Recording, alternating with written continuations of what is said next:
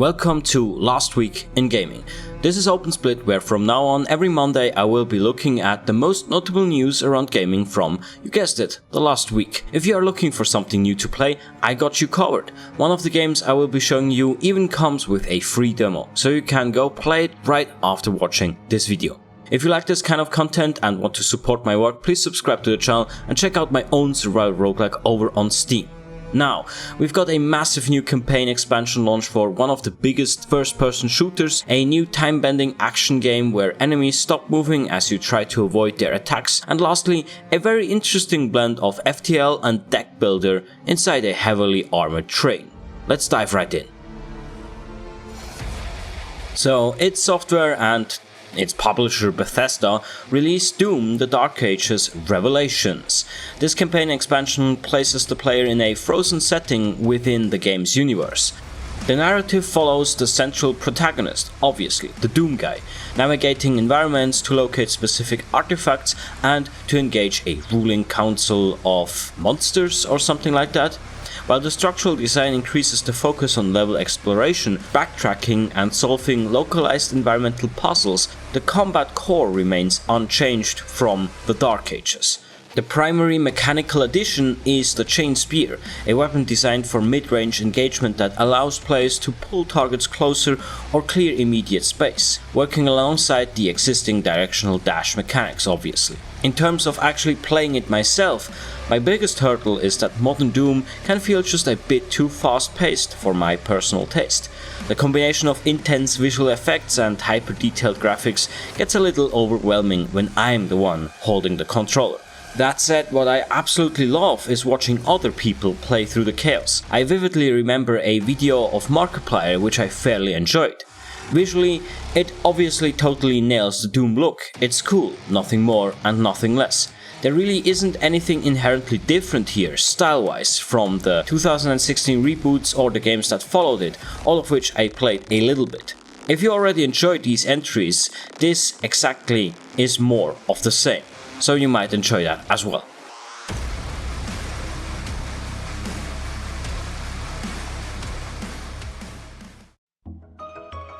Now let's look at Ascent to Zero. It is a single-player roguelike title that launched just recently.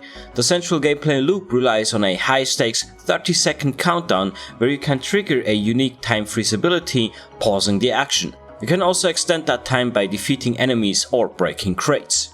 Rather than prioritizing fast motor reflexes, the game focuses on spatial positioning and tactical planning. Players utilize the frozen state to chart paths around projectiles and establish optimal attack angles against groups of enemies before resuming real-time movement. At first glance, the isometric camera perspective looks a bit like a Diablo-style game. It brings back some memories of playing Sacred Gold in the past, though I doubt these two titles share much mechanical similarities beneath the surface. On the visual side, I do like the cutscenes. The specific blend of anime and Western cartoon styling works surprisingly well here, which is rare for me to admit since I typically dislike that kind of combination. Now, this loop is kind of quite flashy and relies heavily on continuous combat, which is usually not my cup of tea. Then again, I really enjoy Noita, so I might be contradicting my own tastes a bit here. Even if it doesn't immediately scratch a specific gaming itch for me, it is absolutely worth checking out, especially since it launched with that free demo I mentioned earlier.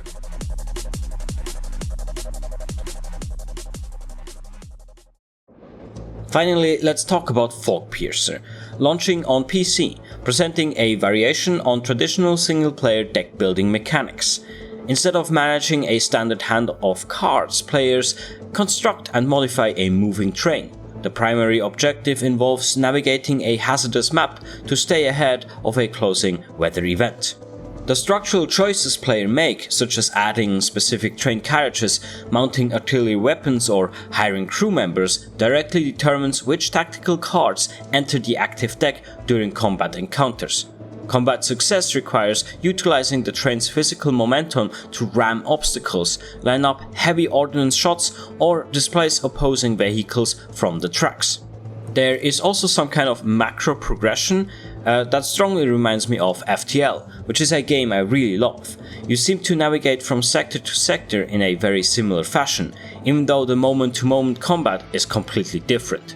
Admittedly, the vehicle design and toy-like look might not appeal to everyone's aesthetic tastes, but the underlying mechanical loop is incredibly solid. So if you are a fan of sector hopping and survival strategy, it is definitely a title to keep on your radar.